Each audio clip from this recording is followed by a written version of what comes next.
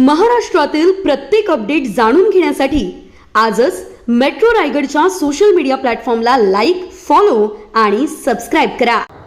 आज मी लोकशाही दिनामध्ये जे प्रश्न उपस्थित केले होते त्याच्या संदर्भात आज बैठक होती। अलिबाग तालुक्यात जे टाउन प्लॅनिंग आहे ते परवानगी देते ग्रामपंचायतीच्या हद्दीमध्ये, पण अलिबाग तालुक्यामध्ये एकही अधिकृत डंपिंग ग्राउंड नाही। पाणी पुरवठा कमी होतो, असं असताना 7-7 मजल्याचं FSI देऊन फार मोठ्या प्रमाणात आमच्या आंबेपूर ग्रामपंचायतीमध्ये प्रकल्प मंजूर केलेले आहेत। ऑलरेडी त्या गावाला डंपिंग ग्राउंडचा प्रश्न प्रलंबित आहे। तिथे आयत्या लोकांचा कचरा टाकायला जागा नाही। पाणी पुरवठा योजना ही 2011च्या जनगणनेनुसार झाली आणि आज JSW कंपनी, रिलायन्स यांचे लेबर कॅम्प नसल्यामुळे त्यांचा सगळा कर्मचारी वर्ग हा या परिसरामध्ये येतो, त्याच्यामध्ये यंत्रणेला ताण पडतो। तो एक मुद्दा होता आणि संबंधित टाउन प्लॅनिंगच्या यंत्रणेला ते आले होते, त्यांनी आम्हाला आश्वासित केले या संदर्भात आम्ही योग्य ती काळजी घेऊ। खाल्यामध्ये रायगड जिल्हा हा भाताचा कोठार होता, पण या खाल्ल्यांच्या निष्क्रियतेमुळे संपूर्ण आज रायगड जिल्हा मॅंग्रोव्हमय झालाय। विशेषतः अलिबाग तालुक्यामध्ये मानकोळे बहिरीचा पाडा योजना याचा पाठपुरावा मीनाक्षी पाटील नंतर मी केला आणि त्यावेळेला 11 कोटी रुपयाचा निधी मंजूर केला। पण आज मी काय आज आमदार नाही, पण मी जाऊन पण 5-6 वर्ष झाली, पण ते या योजनेचं काम ठप्प आहे। आणि खाल्ल्यांमध्ये जी कामं करतात एका ठेकेदाराला दिल्या जातात काकडे म्हणून, त्यांची निविदा प्रक्रिया नीट होत नाही। तर माझी मागच्या लोकशाही दिनामध्ये मागणी होती की मानकोळा बहिरीचा पाडा योजना ही तात्काळ तुम्ही मंजूर करून कार्यान्वित करा, योग्य ठेकेदार नेमा, जेणेकरून ज्या जमिनीला 7/12 उतार आहे पण खाल्ल्यांची बंदिस्ती न झाल्यामुळे संपूर्ण मँग्रोव्ह तिथे आलेला आहे, ते बंदिस्ती झाली आणि बंदिस्तीचं काम प्रलंबित झालं तर बहिरीचा पाडा गाव हे समुद्रामध्ये जायची शक्यता आहे। तर संबंधित अधिकारी, एक्झिक्युटिव्ह इंजिनियर काय आले नव्हते, त्यांचे प्रतिनिधी आले होते, त्यांना आम्ही विचारलंय। दुसरी महत्त्वाचा मुद्दा असा आहे की शासनाच्या नियमाप्रमाणे मजूर संस्थांना 33% कामं द्यायला पाहिजे, पण बऱ्याचशा विभागामध्ये तो नियम पाळला जात नाही। त्याच्यामुळे शासनाच्या निर्णयाची पायदळी तोडली जाते आणि गरीब जे ठेकेदार आहेत त्यांना संधी मिळत नाही।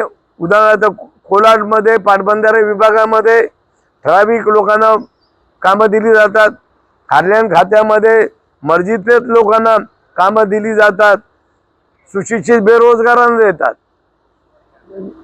ओपन टेंडर काढतात जे मोठे, पण जो नियम गरीब मजूर संस्थांना तो न्याय मिळाला पाहिजे तो मिळत नाही। हा पण विषय मी मांडला, त्याला पण अधिकाऱ्यांनी भविष्यामध्ये आम्ही त्याची खबरदारी घेऊ आणि त्याची अंमलबजावणी करू हे आश्वासित केले। आणि माध्यमिक विभाग रायगड, कोकण एज्युकेशन सोसायटी यांची अनुकंपाची बरीचशी प्रकरणं प्रलंबित आहेत। बऱ्याच 2 वर्ष संबंधित कर्मचारी आज काम करतात, जे कंकाल साहेब आहेत डेप्युटी डायरेक्टर, त्यांच्याकडे आम्ही पाठपुरावा केला। या विधान परिषदेचे आमदार आहेत निरंजन डावखरे, यांच्याशी आम्ही संपर्क साधला, पण अद्यापपर्यंत त्याच्यावरती निर्णय होत नाही। जो शिक्षण विभागामध्ये भ्रष्टाचार झाला त्याचा फटका या अनुकंपामुळे जे कर्मचारी आहेत त्यांना बसता कामा नये, ही पण आम्ही विषय घेतला।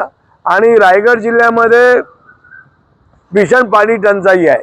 जलजीवन मिशन योजनेअंतर्गत MGP रायगड हे मुरुड तालुका आहे, त्याच्यानंतर रोहा तालुका आहे, अलिबाग तालुका आहे, त्याच्यामध्ये फार मोठ्या प्रमाणात योजना मंजूर केल्या, पण आज त्याच्यावरती 50-60% खर्च होऊन देखील आज त्या योजना पूर्ण झालेल्या नाहीत। त्या ठिकाणी पण एका ठेकेदाराला कामं दिली त्याच्यामुळे त्या योजना रखडलेल्या आहेत. त्याच्यामुळे रायगड जिल्ह्यामध्ये आज एवढ्या मोठ्या प्रमाणात काम होऊन देखील भीषण पाणी टंचाईला तोंड द्यावं लागतं. आणि टंचाईचा आराखडा करताना संबंधित ग्रामसेवक BDO यांचे समन्वय करा, जेणेकरून बऱ्याचशा गावामध्ये ज्या विहिरी आहेत त्या खराब झाल्यात, त्याचा गाळ उपसला पाहिजे. जे बोरिंग आहेत त्या नादुरुस्त झाल्यात, तर त्याचा पण आराखडामध्ये समावेश करूया अशी विविध चर्चा झाली. काही अधिकारी या मीटिंगला उपस्थित नव्हते, तर संबंधित अधिकाऱ्यांना कलेक्टर जे मीटिंगला होते, डेप्युटी कलेक्टर, त्यांनी त्यांना नोटीस बजावण्याची आश्वासित केलंय. आणि लोकशाहीमध्ये विरोधी पक्ष असला पाहिजे. लोकशाहीमध्ये फक्त आमदार खासदार यांचाच प्लॅटफॉर्म नाही, तर लोकशाही दिनामध्ये जनतेचा पण प्लॅटफॉर्म आहे. म्हणून मला हा जनता दरबार पुन्हा एकदा त्याला उपस्थित राहून रायगड जिल्ह्यातील तमाम जनतेला न्याय मिळाला पाहिजे. आणि अण्णा हजारे यांना मी धन्यवाद देईन की त्यांच्या आंदोलनामुळे हा प्लॅटफॉर्म तयार झाला आणि सर्वसामान्य माणसांचे जे प्रश्न आहेत त्यांना न्याय मिळायची याच्यामुळे जी संधी त्यांनी उपलब्ध करून दिली ती पुन्हा एकदा लोकशाही दिन दर महिन्याच्या पहिल्या सोमवारी व्हायला पाहिजे. याच्यासाठी देखील ही सुरुवात पुन्हा एकदा केली, त्याचा फायदा रायगड जिल्ह्यातील जनतेला होईल. धन्यवाद. Subscribe now and press the bell icon. Never miss an update.